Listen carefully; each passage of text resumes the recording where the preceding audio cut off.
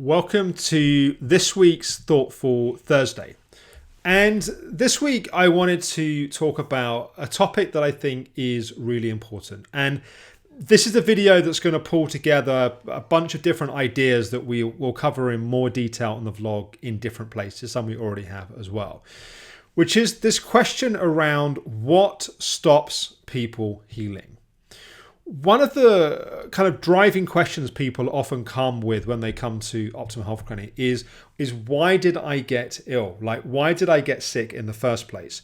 And that often the kind of reason why that's a driving question is there's the belief that if I can understand why I got sick, then the answer of that is going to be the answer to how I'm going to get well. The challenge is that often the factors of why we got sick in the first place, particularly if someone's been ill for, 5, 10, 15, 20 years, is those factors may well not actually be an issue these days. The question is not really what's caused us to get sick. The question is what stops people healing? What is blocking what's in the way of our body's natural healing process? You see, if we get a cut, and we keep that cut clean and the cut, the skin kind of is sealed back together, the cut will heal. The body knows how to do that. If we break a bone, as long as the bone is set, if you break a bone like that finger, it wasn't set properly, probably can't see because of the focus, it ends up bent when it heals. But if, as long as the bone is set, and we might want to take painkillers to reduce pain, but at least right now, there's nothing medically that we can take to really accelerate that bone healing process. The body knows how to heal. We get a cold. The body eventually deals with it and we get over it. We get flu. The body deals with it, we get over it. So the question is, what is in the way of, what's stopping the body's natural healing process? Now, part of this is understanding what's caused someone to get sick in the first place, if those things are still factors. So we might look at things like subtypes, if someone's got an achiever, helper pattern, those sorts of things. We might look at making sure certain bodily systems are being addressed. Sometimes it's the case that, for example, the body can't heal because a particular thing in a system is out of balance. And that might not be the thing that caused us to get sick. It may be a consequence of that. But for example, someone might have small intestinal bacterial overgrowth, let's say. And until they deal with that, they're not breaking down their food properly. Their body's not getting the raw ingredients for the mitochondria to produce energy. So what's stopping them healing? They need to deal with that piece, and then the rest of the healing process can start to work. There's lots of different examples of bodily systems that may be going on like that.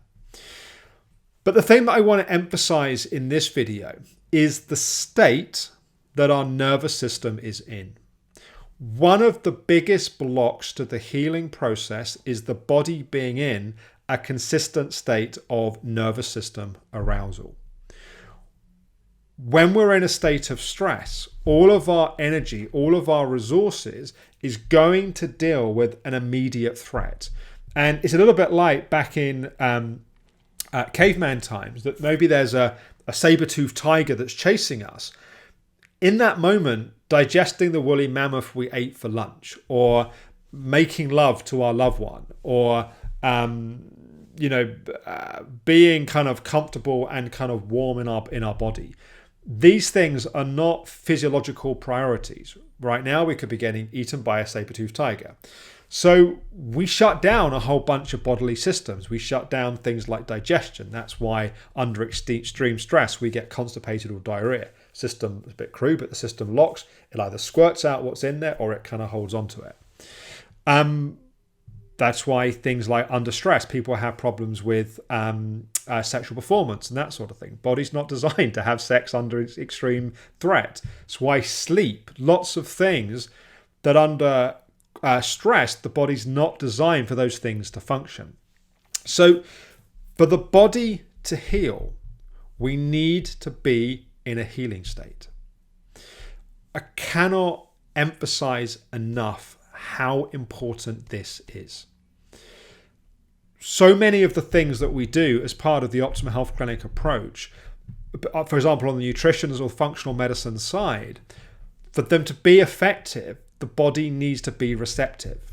The body needs to be in a calm, in a healing state. Why do people go into a state of stress or a state of sympathetic nervous system arousal or parasympathetic shutdown when suffering from a chronic illness like chronic fatigue, ME, or fibromyalgia? Well, when you don't know what's wrong with you, when you don't know, for example, a medically unexplained illness, you don't know why it's wrong with you, you don't know whether you should rest or you should push yourself through, will you ever get better, how are you going to feel tomorrow, why is everyone misunderstanding and judging you? It's like you're dealing with a survival level threat. The system goes into a heightened state of stress and arousal because it feels like you're in danger. So the very experience of suffering from a medically unexplained chronic illness is that the body goes into a stress state in response to that. But that means that the body is in the exact opposite state to what it needs to be for healing to be able to happen. So one of the first questions that I'm always asking myself when I'm working with a new patient, or even if I'm filming like a mini session as part of this vlog, one of the series of questions that I'm going through in my mind is this person in a healing state? If the nervous system is not in a healing state, much of my focus is going to be how can we help to create a healing state in the body? Now, that might be working on the internal processing. So it may be calming certain thought patterns, getting out of the mind more into the body, connecting more with emotions. It might be dealing with the external sources of stress.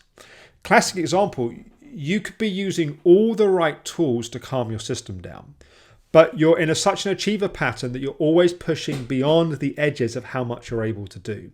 So really, you're rearranging the deck chairs on the Titanic when you try and calm your system, because the driver of the stress state is too much activity.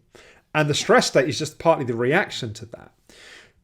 I think a very helpful definition of stress is when the demands or even the perceived demands on your body exceed the supply of capacity that's available. So if your energy production is, let's say normal production is 100 units a day, and let's say pre-getting sick, you're always trying to spend 105, 110. So why you ended up, part of the reason why you might have ended up crashing.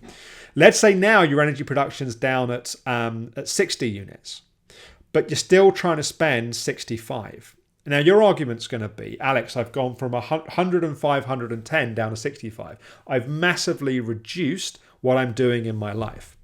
My response is always going to be, and you'll see this in a number of the mini sessions when I'm working with people, is do we yet have your activity level below the supply of energy that's being created?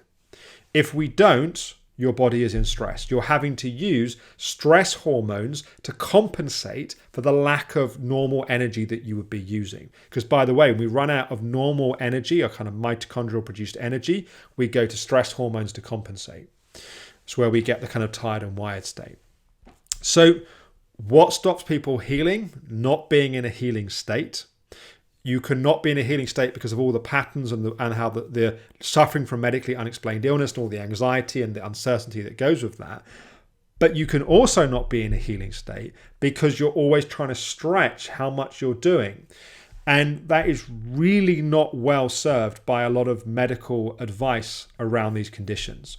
Advice around things like graded exercise, and you just need to kind of do as much as you can do, which in my experience nearly always makes things worse. Certainly at stages 1 and 2 of the 3 stages of recovery.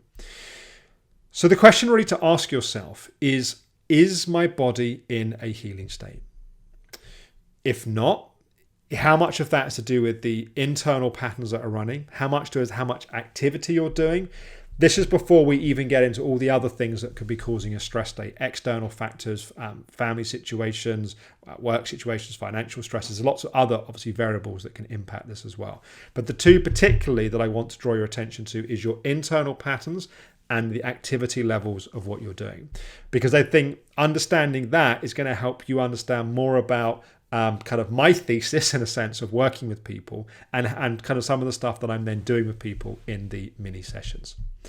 This is the big topic, and there's a lot more that I could say about this, but I think that's probably enough for this video. Are you in a healing state? If not, what's happening internally and what's happening with the activity of how much you're demanding of your system? I really hope that's been helpful. I feel very strongly about the pieces in this video.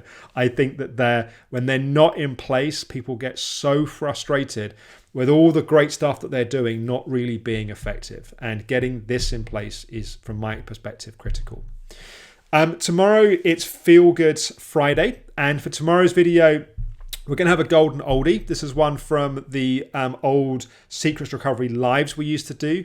This is James's story. James was working as a trader in the city of London when he burnt out. And I specifically chose this story because a few people have commented that often it's quite female heavy in terms of some of the clips and recovery stories. And I thought this is a really good video of showing a kind of different journey through some of this material. So I look forward to talking with you tomorrow.